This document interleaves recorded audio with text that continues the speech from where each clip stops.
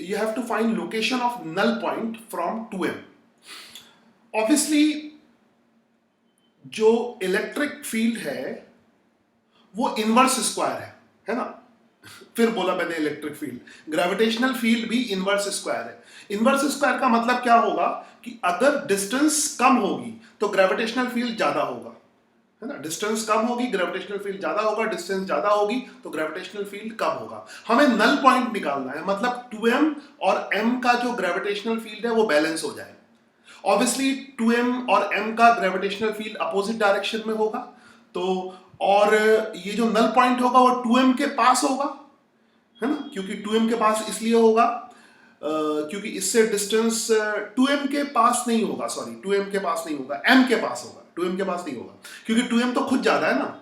तो ये जो नल पॉइंट होगा वो m के पास होगा, ठीक है, m के पास होगा। तो लॉजिकली समझ सकते हो क्योंकि मास कम है तो ग्रेविटेशनल फील्ड बढ़ाना होगा, मास कम है तो ग्रेविटेशनल फील्ड बढ़ाना होगा, मास ज्यादा है तो ग्रेविटेशनल फील्ड कम करना होगा, ठीक है। तो नल पॉइंट कैपिटल एम के पास होगा क्योंकि यहाँ पे क्योंकि बराबर करना है ना, दोनों के ग्रेविटेशनल फील्ड बराबर होने चाहिए। तो बराबर तभी हो सकते हैं, ठीक है, जब दोनों के मैग्नीट्यूड सेम हो, डायरेक्शन तो अपोजिट होगी। तो मैग्नीट्यूड सेम करने के लिए तो जो ग्रेविटेशनल फील्ड है वो किस पे डिपेंड करता है, m अपॉन आर स्क्वायर पे डिपेंड करता है। तो इसका m कम है तो r ज्यादा करना पड़ेगा, इसका 2m ज्यादा है तो r इसका 2m ज्यादा है ना, 2m ज्यादा है तो क्या करना पड़ेगा, इसकी वजह से ग्रेविटेशनल फील्ड ज्यादा है, ठीक है, तो r को भी ज्यादा करना पड़ेगा, r को भी ज्यादा पड़ेगा तभी तो कम होगा, ठीक है। तो इसका कम करना है, इसका ज्यादा करना है, 2m का कम करना है तो 2m का कम करने के लिए इससे डिस्टेंस बढ़ानी होगी, और m का ज्यादा करने के लिए इससे डिस्टेंस कम करनी होगी। चलो ये बकवास के फॉर्म में बहुत हो गया, फिर भी अगर तुम इसमें गलत भी ले लोगे तब भी आंसर सही आएगा, अगर तुम 2m के पास भी ले लोगे तब भी कोई फर्क नहीं पड़ेगा उससे, वो तो लास्ट में पता ही लग जाएगा। तो ठीक है, तो 2m का जो सपोज करो यहां पर नल पॉइंट है, इस जगह पे नल पॉइंट है, ठीक है, इस जगह पे नल पॉइंट है, तो 2m का ग्रेविटेशनल फील्ड इधर होगा, ये मैं लिख लेता हूँ, ग्रेविटेशनल फील्ड बाय 2m, ये कलर से क्लियर हो रहा है, फिर भी मैं लिख देता हूँ ये 2m का ग्रेविटेशनल फील्ड है ऐसे, ठीक है, मैग्नीट्यूड लिखा है। फिर m का ग्रेविटेशनल फील्ड, m को मैंने ऑरेंज कलर से दिखाया तो यहाँ भी, तो ये m का ग्रेविटेशनल फील्ड, ठीक है, ये m का ग्रेविटेशनल, दोनों इक्वल होनी चाहिए, दोनों इक्वल होने चाहिए। तो हमें जो लोकेशन निकालनी है नल पॉइंट की वो 2m से निकालनी है, तो 2m से निकालनी है तो ले लो भैया x, और दोनों की बीच की डिस्टेंस कितनी थी a, तो ये जो बची हुई डिस्टेंस हो जाएगी that will be a minus x, a minus x. I hope समझ में आया, ठीक है। और अगर स्टार्टिंग का एनालिसिस समझ में नहीं आया तब भी आंसर से वो क्लियर हो ही जाएगा, तो बाद में एनालाइज कर लेना। तो जैसे e ड्यू टू 2m, दोनों के डायरेक्शन अपोजिट होंगे, is equal to e due to m, e due to m, ठीक है। g कैंसिल हो जाएगा तो लिखना हो लिखो, ना लिखना हो मत लिखो, तो खाली 2m लिखो, g तो कैंसिल हो जाना है।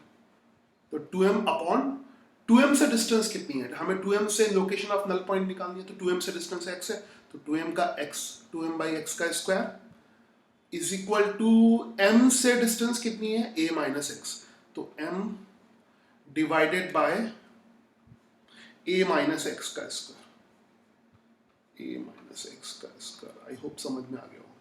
इसमें जब क्वाड्रेटिक इक्वेशन सॉल्व करते हैं तो कुछ बच्चे इधर उधर मल्टीप्लाई करके क्वाड्रेटिक पूरा ले लेते हैं, मगर इसका जो आसान तरीका है कि दोनों तरफ स्क्वायर रूट ले लो, m को तो कैंसिल कर दो और दोनों तरफ स्क्वायर रूट ले लो, ठीक है, दोनों तरफ स्क्वायर रूट ले लो, सो m तो कैंसिल ही हो जाएगा, तो जस्ट कैंसिल कर दो। तो यहां पे कितना बचेगा, √2 by x, √2 divided by x, ठीक है, हम क्वाड्रेटिक से बच गए, और 1 upon a minus x, 1 upon a minus x, बाकी कुछ भी नहीं है, बच्चों का खेल है, कैलकुलेशन कर लो, ठीक है। तो नॉर्मली जब एग्जाम में डेटा देंगे तो 2m की जगह 4m देंगे तो कैलकुलेशन आसान होगी, मैंने डेटा पे ध्यान नहीं दिया तो चलेगा, कोई फर्क नहीं पड़ता उससे, ठीक है। रूट टू ए माइनस एक्स, मैथड तो हर जगह सेम ही रहेगा, x. I hope you got it. तो इधर बच्चा है √2a बचेगा, √2a, और इधर आ जाएगा x 1 + √2। I hope you got this, और मेरी कैलकुलेशन में कोई गड़बड़ नहीं है। तो बस x की जो वैल्यू है वो लिख लो √2 upon 1 + √2a, √2 upon 1 + √2 into a। ठीक है, तो इसमें जो इक्वेशन आ रही है, यहाँ पर x की जो वैल्यू है वो √2 अपॉन 1 + √2 आ रही है। तो √2 अपॉन 1 +, तो ये जो पॉइंट है वो किसके पास आएगा, है ना, पॉइंट